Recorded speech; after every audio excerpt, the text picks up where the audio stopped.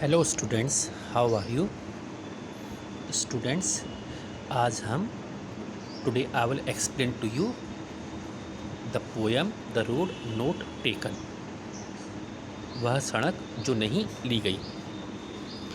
ये कविता this poem has been written by Robert Frost. ये रॉबर्ट फ्रॉस्ट के द्वारा लिखी गई है। अच्छा, रॉबर्ट फ्रॉस्ट कौन थे? एक American poet. He is an American poet who rights very simply, जो बहुत ही सिंपली लिखते हैं। इसका आशय यह है, the language he uses in his poems is very simple but it is very insight.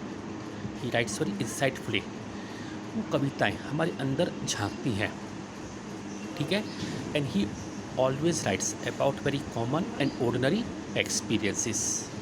Very common and ordinary experiences के बारे में लिखते हैं, आम अनुभवों के बारे में। अच्छा, अब देखिए, इस कविता के पहले स्टेंजा में आप देखोगे कि देयर वर टू रोड्स, दो सड़कें थी, ठीक है। वो दोनों दे वर डाइवर्स्ड, विभिन्न दिशाओं में जा रही थी। इन अ yellow would, in a yellow would. यहाँ येलो वुड से आशय है पीला जंगल, यानी कि ऐसा जंगल जिसकी जो पत्तियाँ हैं, they had turned yellow in autumn, जो पतझड़ में पीली हो गई थी। तो कवि, it was clear the poet could not travel both of them, दोनों पर ट्रैवल नहीं कर सकता था, तो he had to take any one of them, उनमें से कोई एक उसे लेनी थी। तो he stood there for some time. अच्छा, अब इन द सेकेंड स्टेंजा आप देखोगे कि जो टू रोड्स है उनमें one of them was less trodden, कम कुचला हुआ था। इट वाज मोर ग्रासी, ज़्यादा ग्रासी था। इट वाज ग्रासी, यानी कि वहाँ से कम लोग निकले थे, घास कुचली नहीं गई थी। जबकि जो दूसरा रोड है, इट वाज मोर ट्रोडन, ज़्यादा ट्रोडन था, ज़्यादा कुचला हुआ था, ज़्यादा लोग वहाँ से निकले थे। अच्छा, और जो दोनों रूट्स है, दे वर लुकिंग इक्वली अट्रैक्टिव, दोनों बराबर दिख रहे थे, ठीक है। तो इन द थर्ड स्टेंजा कवि ने डिसाइड किया कि he will take the road which is more grassy, जो ज़्यादा ग्रासी है, जहाँ से लोग कम निकले हैं, तो he will take that road. और जो दूसरा रोड है, he would travel on that road some other day, किसी अन्य दिन इस पर वो चलेगा। लेकिन ही डाउटेड, उसको ये शक भी था कि if he would come back to take that road, कि क्या कभी वो वापस आएगा उस रोड को लेने के लिए, दूसरे को जिसने उसने नहीं लिया था। अब in the fourth stanza the poet regrets, the poet appears to be regretting his decision.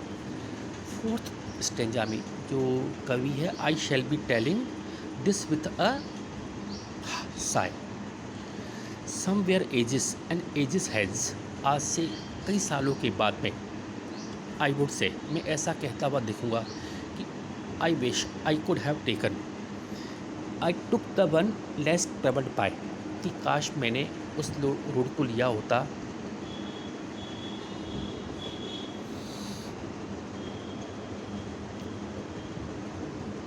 जो जिस पर ज़्यादा लोग चले थे।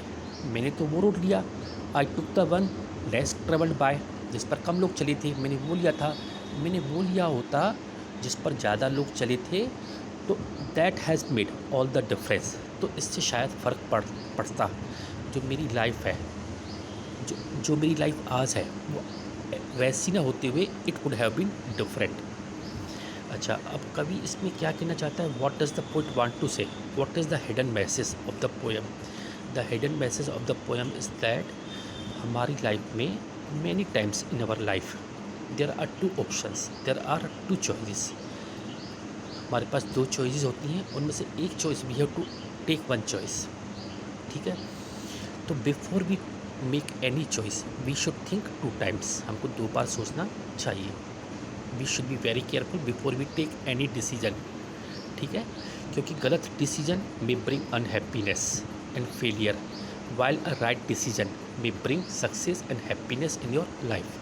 गलत फैसला आपके जीवन में दुख और असफलता ला सकता है, जबकि एक सही फैसला it may make a lot of difference, इससे बहुत फ़र्क पड़ सकता है। It may bring success in your life. Is it clear? Okay, thank you dear.